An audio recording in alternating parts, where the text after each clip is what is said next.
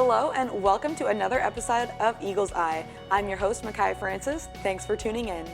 I'm joined by the Ashland University's General Manager of Dining Services, Fred Geib. Fred, thank you for being here today. Thank you. You've been here at AU for quite a long time, more than 30 years. Could you explain what it's like to see how the university has changed its dining services over the years? Yeah, I have been here a long time, but it's been interesting.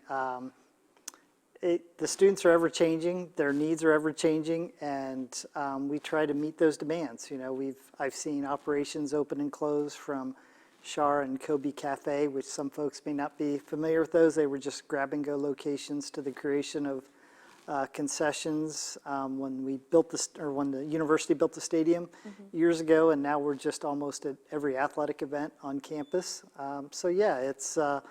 We try to meet the demands of the students and the tastes that go with that, and so yeah, it's been fun. Yeah. Could you talk about the importance of using local vendors for food supplies?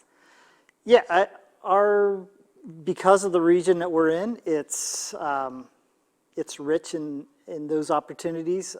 We have some local dairies, local beef that we utilize. We also have some small produce vendors that we utilize for some specialty items in the dining hall. So yeah, I think it adds value to what we offer to the students. We're able to do that for the students, and we'll continue to push for those. I think we tend to find that those products might be of a better quality, and that's kind of how we've found those specific items. For instance, we utilize local beef from Turk Brothers. It's 5 minutes away, 10 minutes away. So all our ground beef specifically comes from that location, and that's all about quality and product to the students. Yeah. Could you expand on what the AU Marketplace is?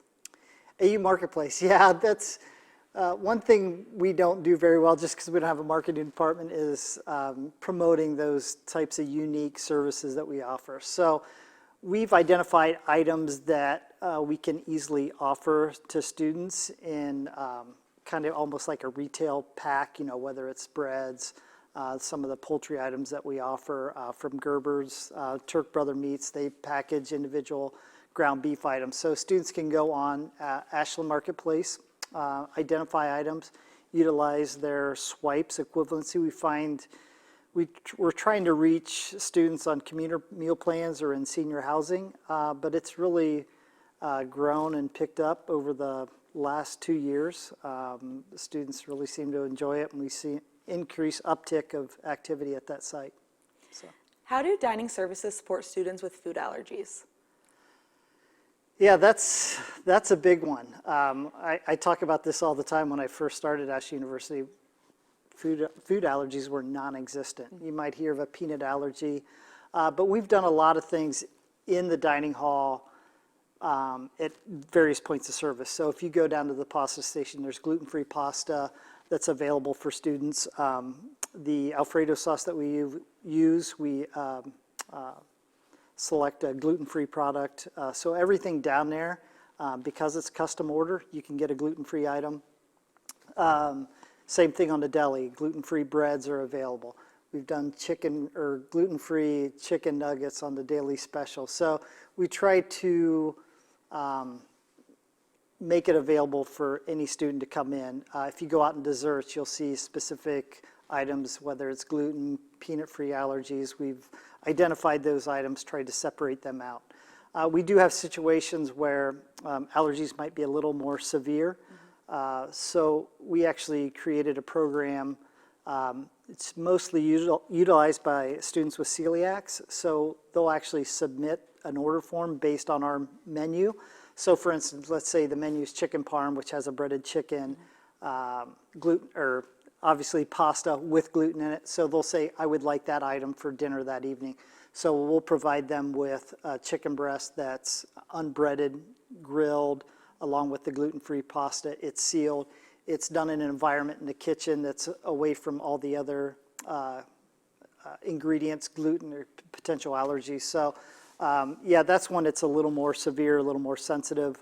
We try to do what we can, and it's been pretty successful. We're human, we make mistakes, and sometimes orders get missed, but the students that are currently on it now, they're really great to work with, and yeah, it's been a joy, and glad we can provide that service. That way they can participate and be in the dining hall with everybody else. Yeah. Another valuable resource for students is the sick meal option. How does it work for those who may not know?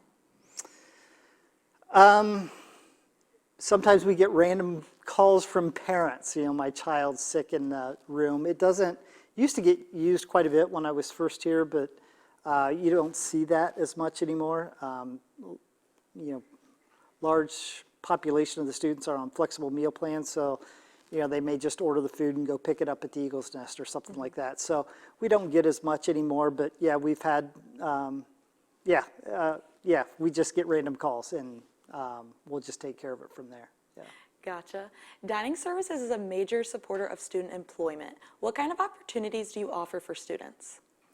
Yeah, I mean, all of our operations, so whether it's catering, concessions, student dining, Lyceum Cafe, we rely heavily on student employment, especially during the academic year. We have a small core staff, full and part-time employees, but the rest is, made up of the student body.